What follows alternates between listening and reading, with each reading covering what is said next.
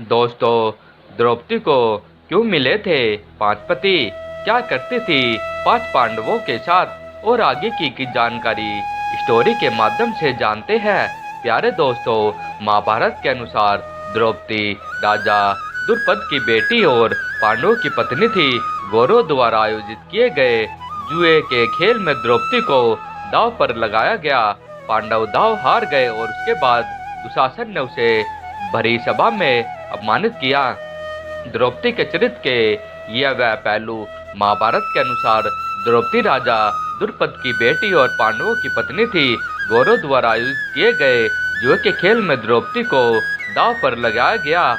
पांडव दांव हार गए, उसके बाद दुशासन ने उसे बड़ी सभा में अपमानित किया। द्रौपदी के चरित्र के यह वह पहलू है जिसके बारे में अधिकांश लोग जानते हैं, लेकिन बहुत कम लोग जानते हैं कि द्रौपदी का किरदार बहुत आदर्श है और उससे बहुत कुछ सीखा जाता है। तो आइए जानते हैं उनके जुड़ी कुछ बेहद रोचक कथाएं। गर्भ से नहीं हुआ था द्रौपदी का जन्म।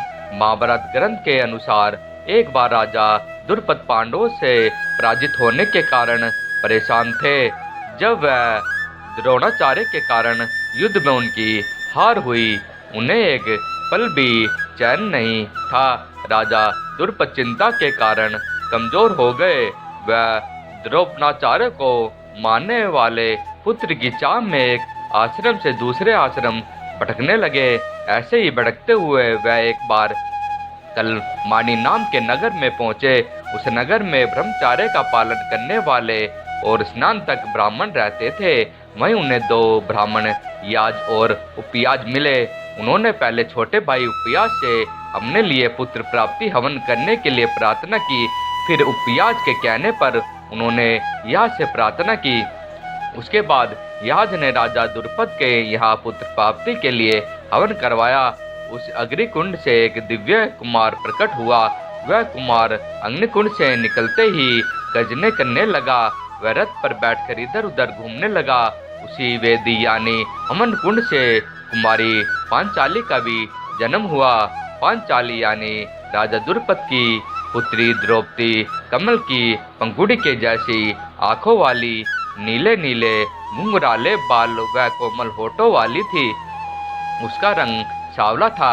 ऐसा लगता था मानो कोई देवांगना मनुष्य शरीर धारण करके सामने आ गई हो। इसके बाद ब्राह्मणों ने दिव्य कुमार कुमारी का नामकरण किया। उन्होंने कहा, यह कुमार अशिशुन और बलवान व स्वरूप होने के साथ ही कवच कुंडल धारण किए हुए हैं। इन पर अग्नि का प्रभाव दिखाई देता है, इसलिए इनका नाम धृष्टुम होगा। यह कुमारी कृष्ण वर्ण की है, इनका नाम कृष्णा होगा। द्रौपदी को क्यों मिले पांच पति? द्रौपदी पूर्व जन्म में एक बड़े ऋषि की गुणवान कन्या थी। वह रूपवती, गुणवती और सदाचारणी थी, लेकिन पूर्व जन्मों के कर्मों के कारण किसी ने उसे पत्नी रूप में स्वीकार नहीं किया। इससे दुखी होकर वह तपस्या करने लगी। उसकी उग्र तपस्या के कारण भगवान शिव प्रसन्न हुए और उन्होंने द्रौपदी से कहा, तुम मन चाह वरदान मांग ले। इस पर द्रौपदी इतनी प्रसन्न हो गई कि उसने बार बार कहा, स्वर्गुण युक्त पति चाहती हूँ। भगवान शंकर ने कहा, तूने मनचा पति पाने के लिए मुझसे 5 बार प्रार्थना की है, इसलिए तुझे दूसरे जन्म में एक नई 5 पति मिलेंगे। तब द्रौपदी ने कहा कि मैं तो आपकी कृपा से एक ही पति चाहती हूँ। इस पर शिवजी ने कहा, मेरा वरदान व्यर्थ नहीं जा सकता, इसलिए तुझे 5 पति ही प्राप्त होंगे। द्रौपदी का किरदार क्यों है महत्वपूर्ण? महाभारत के अनुसार द्रौपदी सुंदर होने के साथ ही बहुत बुद्धिमान स्त्री रही होगी। जब भी पांडव कमजोर पड़े या उन्हें कोई निर्णय लेने में संकोच हुआ, द्रौपदी ने हमेशा एक पत्नी का कर्तव्य निभाया। वह यह बखूबी जानती थी कि उसे कब कितना और कहाँ बोलना है। द्रौपदी ने नहीं कहा, अंधे का पुत्र अंधा। महाभारत के सभा पर्व में मिले वर्णन के अनुसार इंद्रप्रस्थ में आकर राजा युधिष्ठिर ने राजसूय यज्ञ का आयोजन किया, जिससे हस्तिनापुर से दुर्योधन अपने बंधु बांधवों सहित उपस्थित हुआ। इस यज्ञ में दूर दूर देशों के राजा महाराज भी आए हुए थे। यहाँ पर दुर्योधन को महल के निरीक्षण के समय तब उपवास का पात्र बनना पड़ा। एक दिन की बात है, राजा दुर्योधन उस सभा भवन में भ्रमण करता हुआ स्फटिक मणि में स्थल पर जा पहुंचा। वहां जल की आकांक्षा से उसने अपने वस्त्र ऊपर उठा लिए। उसके बाद वह सभा में दूसरी ओर चक्कर लगाने लगा और एक स्थान पर वह गिर पड़ा। इससे वह मन ही मन बहुत लज्जित हुआ। फिर स्फटिक मणि के समान स्वच्छ जल से भरी सुशोभित बावली को स्थल मानकर वह वस्त्रों सहित जल में गिर पड़ा। इस दृश्य को देखकर भीम, अर्जुन, नकुल और सहदेव इस पर हंसने लगे। दुर्योधन उपवास नहीं सह सका। महाभारत के सभा पर्व में इस घटना का इतना ही उल्लेख है। इस ग्रंथ में यह कहीं वर्णन नहीं है कि महारानी द्रौपदी राजा दुर्योधन को कहीं मिली और उन्होंने उनका उपवास किया। अपनी इस विशेषताओं के कारण भी पतियों की प्रिय एक पत्नी को किस तरह अपने पत्नी धर्म का पालन करना चाहिए, इसका द्रौपदी से अच्छा उदाहरण नहीं हो सकता है। महाभारत में एक दृश्य है जहाँ सत्यभामा द्रौपदी से मिलने आई है और दोनों आपस में बातचीत कर रही है। सत्यभामा ने द्रौपदी से पूछा कि सखी, मैं देखती हूँ कि तुम्हारे पति पांडव तुम्हारे वश में रहते हैं, वह सभी तुम्हारे अधीन है। सो आप यह रहस्य मुझे भी बताइए कि आपके 5 बलशाली पांडव पति आपका इतना सम्मान क्यों करते हैं। तब द्रौपदी बोली, सत्यभामा तुम मेरी सखी हो, इसलिए मैं तुम्हें बिल्कुल सच बताती हूँ। मैं अहंकार और क्रोध से दूर रहती हूँ। मैं अपने मन पर काबू रखकर केवल पति की खुशी देखते हुए उनकी सेवा करती हूँ। असभ्यता से खड़ी नहीं होती, उनके कड़वी बातें नहीं कहती हूँ, बुरी जगह पर नहीं बैठती, बुरे आचरण को अपने पास भी नहीं भटकने देती, उनके हर संकेत का अनुसरण करती हूँ, चाहे कैसा भी पुरुष हो। मेरा मन पांडवों के अलावा किसी पुरुष पर आश्रित नहीं होता है। पतियों के भोजन किए बिना मैं भोजन नहीं करती हूँ, उनके नहाने बिना मैं नहीं नहाती। जब जब पति घर आते हैं तो मैं खड़ी होकर आसन और जल देकर उनका सत्कार करती हूँ।